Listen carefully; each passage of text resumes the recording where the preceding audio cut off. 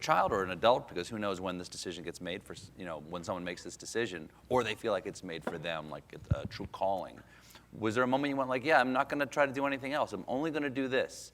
Because I think there has to be a moment where you cut all other possibilities. Because as I tell young people who come to me, I say, oh, is there anything else that you could see yourself doing? And they go, well, this, that. Well, then go do that. That's right. Because there could be nothing else you can think of doing but this. I don't know exactly when it happened, but of course I wanted to be a professional basketball player, and I broke my hand like my last year. This All-American guy fell on top of me and crushed my hand. And but you really thought, absent that hand crush, maybe you'd be well, maybe I could go maybe I'd get a scholarship and okay. play, but I remember sitting, I was really depressed. I was in a cast, and I was sitting in my mother's bedroom and looking in the mirror and thinking, well, what am I going to do now? And it started to hit me that when I would, tell stories and, fool around with my friends, that I was able to really hold their attention and how natural that was.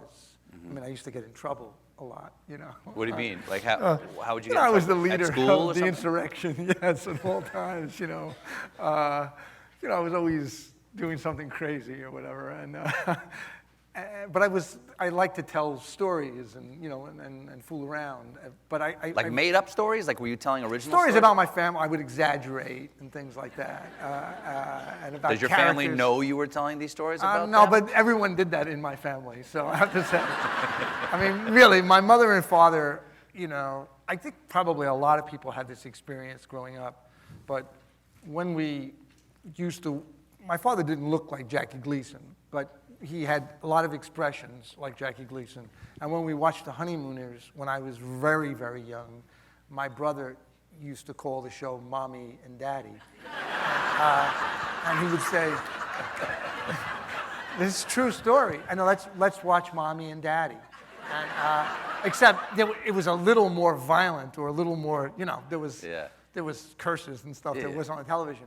And I think I would watch it as a 4-year-old and think like, well, that's my parents just projected, back to us, because they had this whole, moment to moment. My mother was really dry, and my father didn't know he was funny, but he was very, like explosive and stuff, and nothing ever got past them. Like, eyebrow would go up, and my father, what's that eyebrow? My mother, it's an eyebrow. You know what I mean?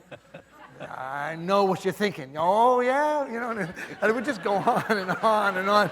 You were like in an acting class. I had no idea that it was like the Sandy Meisner technique, But